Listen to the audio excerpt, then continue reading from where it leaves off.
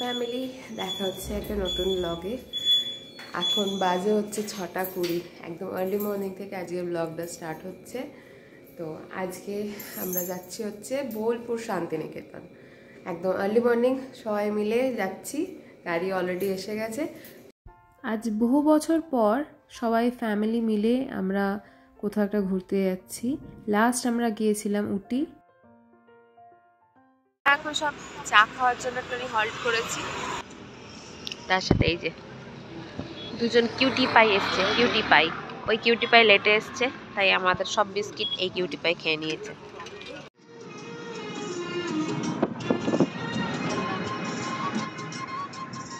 তো আমরা এখন দাঁড়িয়েছি এই পূর্ব বর্ধমান, এখানে লবকুশ মিষ্টান্ন ভাণ্ডার টিফিন করার জন্য। বর্ধমানের সীতাভোগ থেকে শুরু করে পাশাপাশি ছিল আরও অনেক সন্দেশ আর মিষ্টি, তারপরে দই, এসব। তার সাথে ছিল পরোটা, কচুরি, ছোলার ডাল আর কত না কি। তো নিজেদের মানে সামলাতে না পেরে খেয়েই নিলাম কচুরি আর ছোলার ডাল, তার সাথে সবাই আমরা খাচ্ছি। আর ছিল তার সাথে বোঁদে আরও মিষ্টি। টিফিন খাওয়ার পরে আমাদের এখন সব চা খাওয়া হচ্ছে।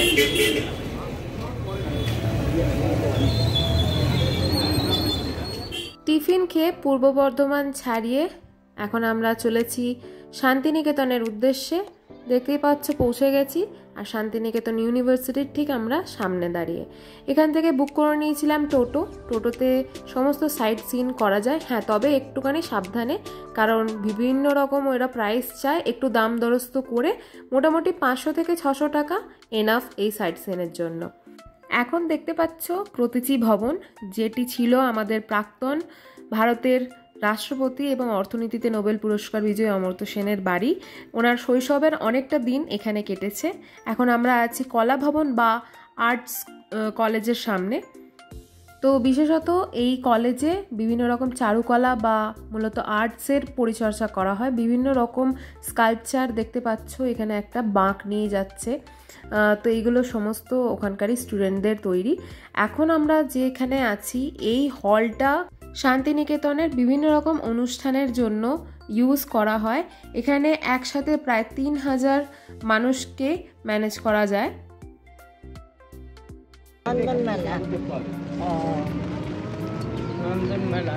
এখনো মেলা বসেছে না, কিছু লাগে না, এটা দেখতে হবে। এখন আমরা আছি ছাতিমতলায়। ছাতিমতলা নামটি এসেছে এখানে ছাতিম গাছের উপস্থিতি থেকে। এখন সেই ছাতিম গাছটা নেই। এখানে রবীন্দ্রনাথ ঠাকুরের পিতামহ বা বাবা দেবেন্দ্রনাথ ঠাকুর ঈশ্বরের আরাধনা করতেন এবং ব্রহ্মচর্চার জন্য একটি আশ্রম স্থাপন করেছিলেন। শান্তিনিকেতনের প্রার্থনার স্থান হলো উপাসনা গৃহ, যা স্থানীয়ভাবে গ্লাস টেম্পল নামেও পরিচিত। এখন আমরা সেখানেই আছি।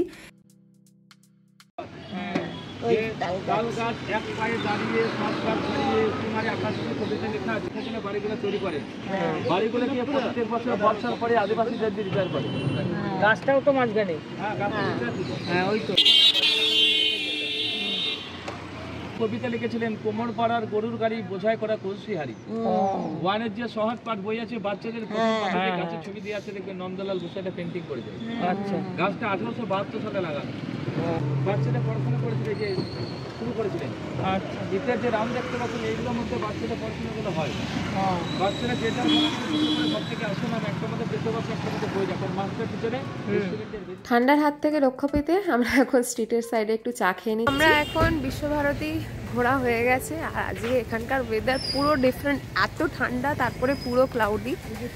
আমরা এখন লাঞ্চ করতে এসেছি, এখন বাজে প্রায় 1টা।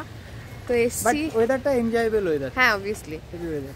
আর আমরা এখন এসেছি ঘরে বাইরে এই রেস্টুরেন্টে। আমরা এর আগেও প্রায় এসেছি 2-3 বার। এখানেই আমরা লাঞ্চ করেছিলাম। এদের খাওয়ার আমাদের খুব ভালো লেগেছিল, অ্যাম্বিয়েন্সটাও খুব সুন্দর। এই হচ্ছে রেস্টুরেন্ট, এই হচ্ছে গীতাঞ্জলি সিনেমা হল, যেখানে জিতের আমাদের সুপারস্টার, বেঙ্গলি সুপারস্টার যে মুভি ছিল, যেখান থেকে মানে আর কি সবাই জিতকে চেনে আর কি, সেটা হচ্ছে সাথী। সাথী মুভির সেই ও বন্ধু যে গানটা, যারা জানো তারা জানো, এখান থেকে এই শুটিংটা ছিল।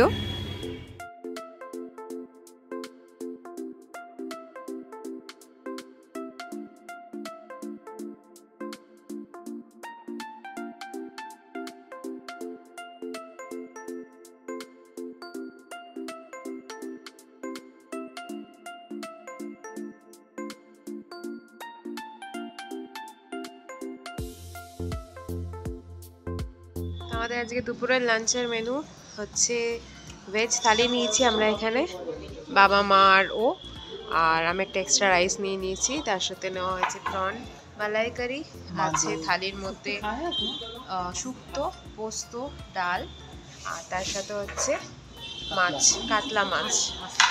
আর এই টেবিলে সবাই চিকেন থালি নিয়েছে, ভাই নিয়েছে এখানে ডাল ভাত মাছের একটা কারি, আর মাসি নিয়েছে পরাঠা আর তার সাথে পনির।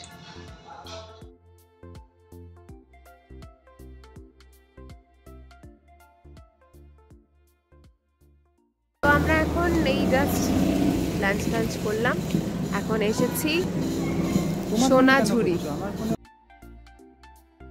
এই হচ্ছে সোনাঝুরি খোয়াইয়ের যে হাট, সেই স্পট।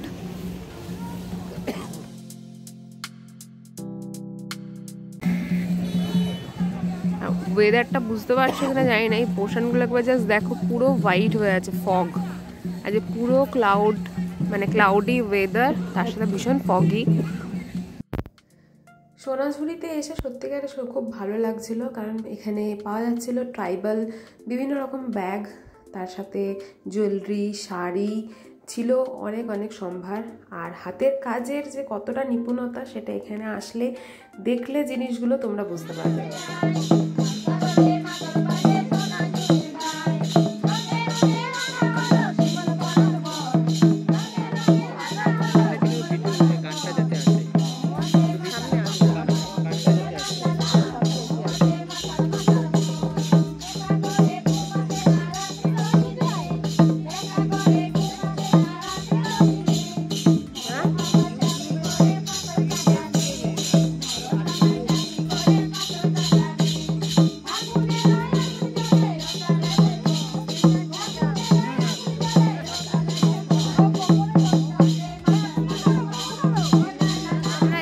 সব সোনাঝুরি হাট ঘুরে এখন আমাদের পার্কিং এর দিকে যাচ্ছি।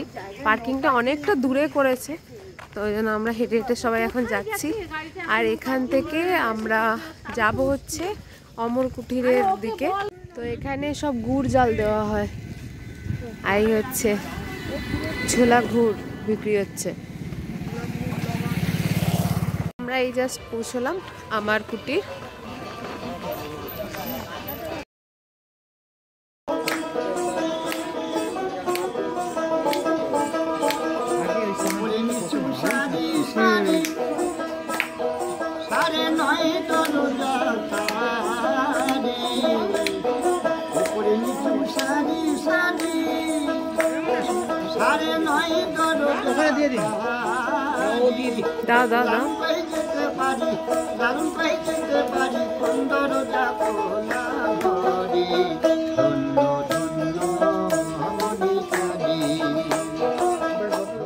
ফোক সং শুনে মনটা সত্যি জুড়িয়ে গেল।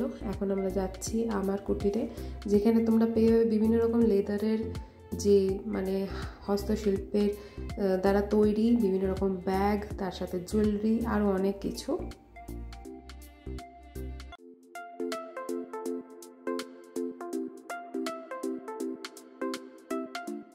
তো আমাদের এখন আমার কুটির থেকে অনেক কিছু শপিং হয়ে গেছে। বোলপুর শান্তিনিকেতন থেকে আমরা বিকেলে বেরিয়ে পড়েছিলাম বাড়ির উদ্দেশ্যে। এখন একটুখানি হল্ট করেছি শক্তিগড়ে, যেখানে ল্যাংচা ভীষণই বিখ্যাত। তো এখান থেকে আমরা খেয়ে নিয়েছিলাম, তার সাথে কিছুটা নিয়েও গেছিলাম বাড়ির জন্য। তো চলো আজকে শক্তিগড় থেকেই এই ব্লগটা শেষ করছি। দেখা হবে পরবর্তী ব্লগে। যদি কিছু ভালো লেগে থাকে অবশ্যই লাইক করো, শেয়ার করো, আর কমেন্ট করে জানিও কেমন লাগলো। তার সাথে নতুন বন্ধু হয়ে থাকলে অবশ্যই চ্যানেলটাকে সাবস্ক্রাইব করে নিও। তো চলো বন্ধুরা, আজকের এই ব্লগটা এখানে শেষ করলাম। দেখা হবে পরবর্তী ব্লগে খুবই তাড়াতাড়ি। ততক্ষণের জন্য টাটা, bye bye and take care.